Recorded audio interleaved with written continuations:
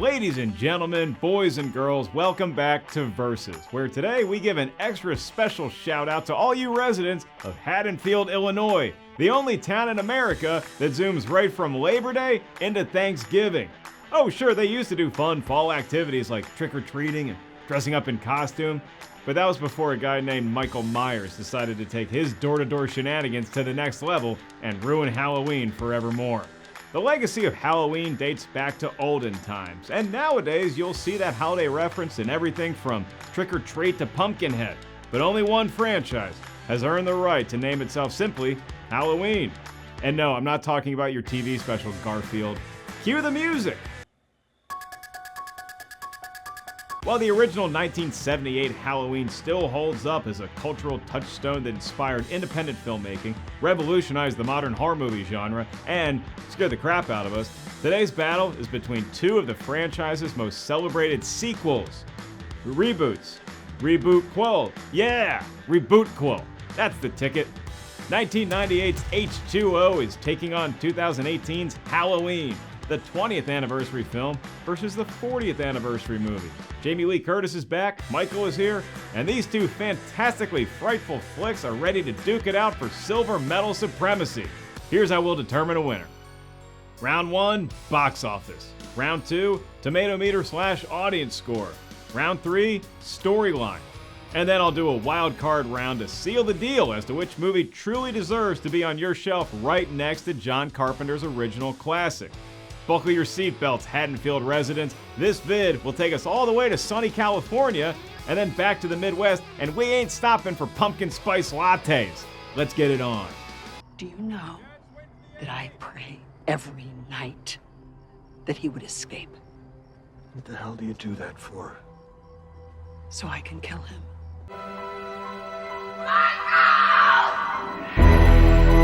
Round 1, box office. It seems like every October that doesn't involve a global pandemic, audiences look forward to flooding their movie theater to scream, giggle, and shriek at horror movies. And while no film in the Halloween canon has matched the domestic box office haul of the 1978 classic, 2018's version gave it a good run for its literal money. Sealing itself as the second highest grossing flick in the series, H40 earned $165 million on a tiny budget under $10 million.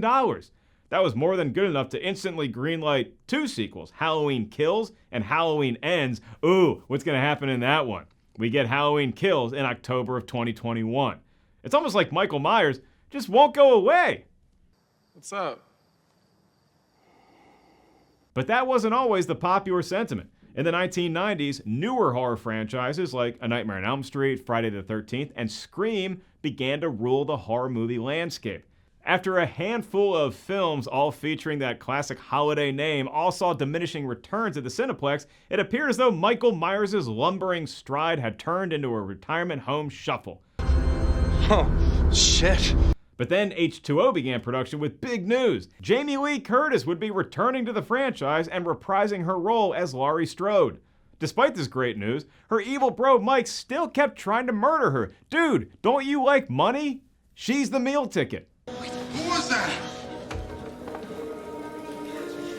My brother. H20 was a giant shot in the arm for the dwindling Halloween box office from films like The Revenge of Michael Myers and The Curse of Michael Myers, and scored an impressive $110 million domestic haul. Why I'm tempted to give that smaller number the win in round 1 is because Halloween movies hadn't gone anywhere yet. The Curse of Michael Myers was released just 3 years prior, and despite that flick's $32 million total take, we all showed up for the big anniversary. But according to our expert mathletes here at Rotten Tomatoes, H20 still trails 2018's Halloween by $55 million. And when we adjust the budgets for inflation, H20 cost $23 million more to make than our most recent flick. That, kiddies, is what we call profit margin. H40 did it the best at the BO since 1978, and as a result gets the win in round 1. Speaking of BO, you could probably smell Michael coming from a mile away at this point, right? What are we gonna do? Cancel Halloween? Round 2, Tomatometer / Audience Score. Sure, we all know and love the original Halloween. So did critics, as indicated by its 96% fresh on the Tomatometer. That's great for any flick, especially a horror one. but not all the films in the franchise have had such a clean-smelling scent. In fact, H2O's immediate predecessor, The Curse of Michael Myers, was a series low point, earning just a 9%.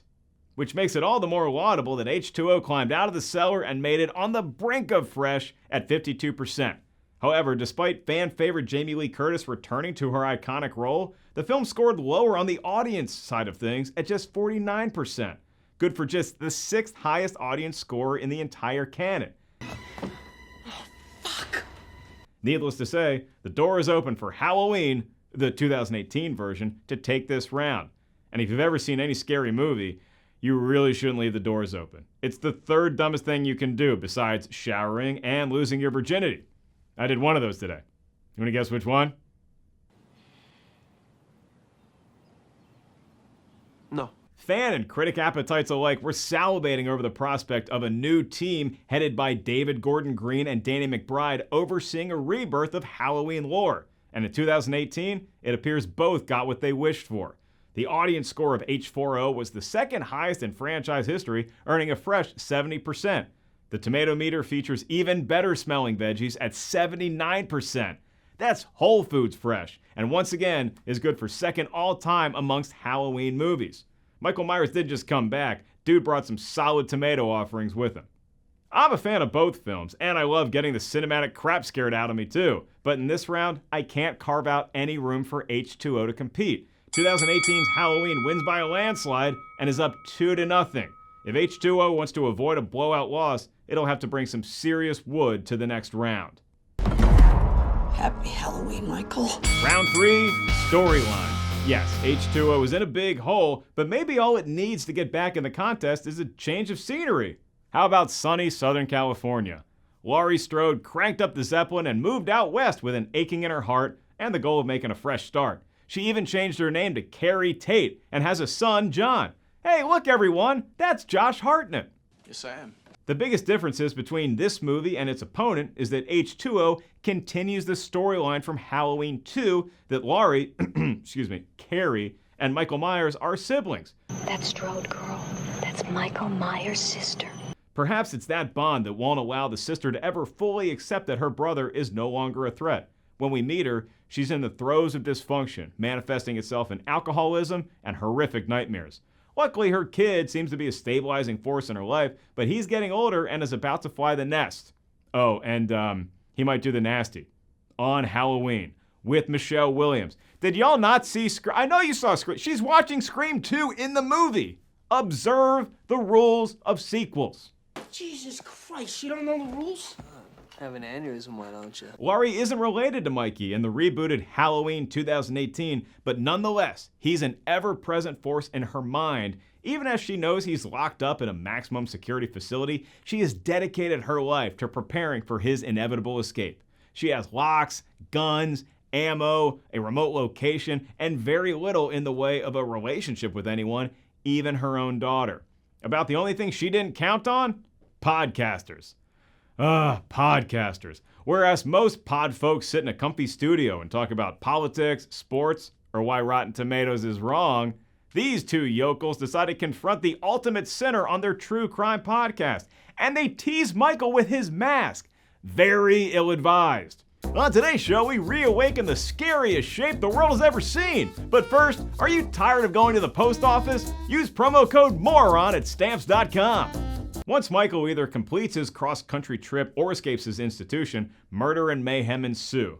Both flicks feature a number of gruesome kills and culminate with a showdown worthy of the rising action we just witnessed. This round really comes down to Laurie. We know the quantity of Michael and the various sharp objects he brings to the table. Laurie is such a cool badass in 2018's Halloween. She's cold, alone, and has been in this life for so long, she's almost forgotten how to be a regular human. She's the elder stateswoman of, quote, final girls, and as such will stop at nothing to end Michael's reign of terror once and for all, even if it costs her everything.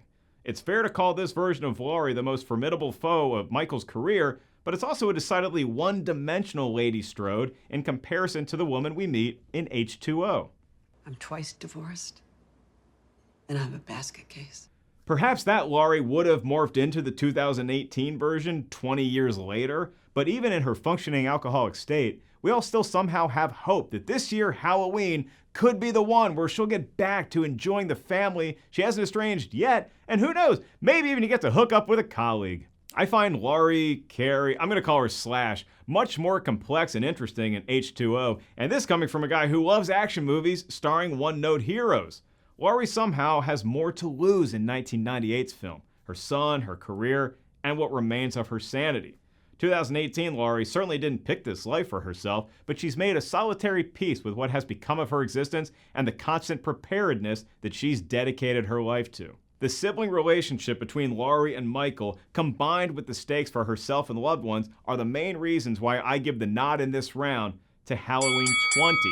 2018 gave us a great reason to come back to the franchise, but in not ignoring everything that happened after the ending of 1978's Halloween, H20 gave us a deeper, more interesting storyline, and it cuts the lead to 2-1. Hey, it's Halloween. I guess everyone's entitled to one good scare. I've had my share. And now it's time for the wildcard round, iconic moments. You think Laurie had it tough prepping for Mike's impending return? Try deciding on one wildcard round to figure out this battle. I could have gone with better cast or cooler kills or better Michael Myers mask, but we go to see the movies because of the moments that scare us at the time and then continue to freak us out long after the lights have gone back up. H20 doesn't waste any time in reminding us who this Myers fella is. He's there from the get-go, murdering neighbors and closing the loop on Joseph Gordon-Levitt's character. Oh shit. No shit. If that gets us in the mood, the tone is set as we experience a nightmare alongside Jamie Lee Curtis. Oh, speaking of her, there's a really cool cameo from her real-life mom, Janet Leigh. It's the perfect balance of fan service without completely halting the story. If I could be maternal for a moment. I'm also going to give a big shout out to LL Cool J security guard. He's a much welcome breath of fresh air, and if you want an iconic moment from him, he survives! Halloween from 2018 played more directly on our fondness for the original. The opening credits give us John Carpenter's vintage theme and the imagery of a jack-o'-lantern healing itself. Talk about a great pumpkin, Charlie Brown. Say something! As boneheaded as it was to toss Michael's mask in front of him and awaken the beast, it is a chilling moment. I also enjoy our introduction to Laurie the superhero and the awkwardness at a restaurant from everyone who's doing their very best to just get through the evening without a full-blown dysfunctional family embarrassment. That's good stuff we can all relate to. Hey, Mom. That's mine. I thought you quit drinking. But what this round comes down to is Laurie Strode doing what she reluctantly does best, taking on her brother. Or some dude, depending on which version you prefer. I appreciate 2018's incorporation of the family dynamic taking hold and mother and daughter working together to trap Michael in the basement. Lots of cool nods to the original surface during this climactic clash, including a disappearing body on the lawn. But the most iconic moment for me comes as Laurie locks her nemesis, a super rat finally caught in a maze from which he cannot escape, in the basement. It's not a cage, baby. It's a trap. As the flames blaze around them both, it's a stirring moment where Laurie's training pays off. She went God mode and sent Michael back to hell. Or at least until the next movie. No! I'll let it burn! And while we know that version of Laurie is capable of doing such things, in Halloween 20, it's seeing a victim who's been suffering at the hands of this specter for 2 decades finally become the aggressor. The moment where she safely ushers her son and girlfriend out of harm's way, then fights every instinct in her body and in the audience by locking herself into the compound where Michael Myers remains, is such a rush. It's Laurie saying goodbye to her coping mechanism she's relied on to get through the last 20 years. Win or lose, it's ending tonight. Where's my axe? H20 wins this round based on that, and the icing on the cake is the between the glass shot of Laurie and Michael. It's the closest they're ever getting to a proper family reunion, and maybe even Michael realizes he's met his match in that moment. Just like me and my big sis every Christmas. Halloween 20 wins the round, and suddenly we're tied at 2 wins apiece.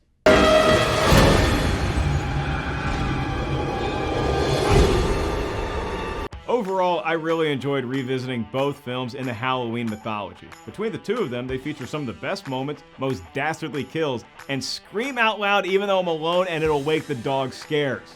But now I have to decide between these two. I'm the tiebreaker, a role that I'm picking up with the same fervor that Laurie Strode used when she grabbed that axe in H20. Lock the gate, Alex. He's one of the crew, because this match is going to the underdog Cinderella story, 1998's Halloween, 20 years later.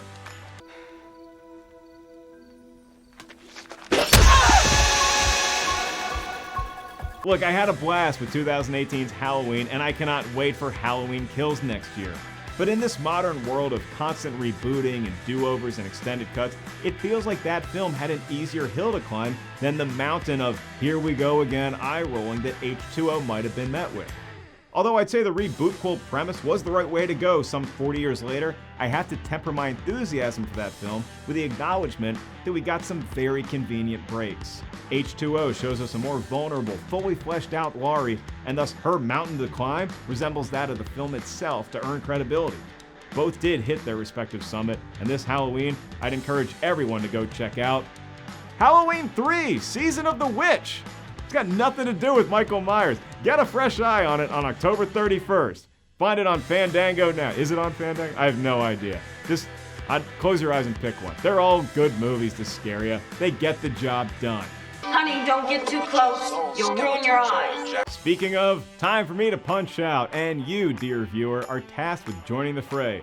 Vote for your favorite of the bunch in the comments below and defend your answer. As for me, time to run home and start putting up the Christmas lights. You may think it's too early, but have you ever seen Michael Myers hurt anyone during the season of giving? Nope, he's hibernating. All you kids out there that want Halloween treats, enjoy your candy canes. Now get off my lawn.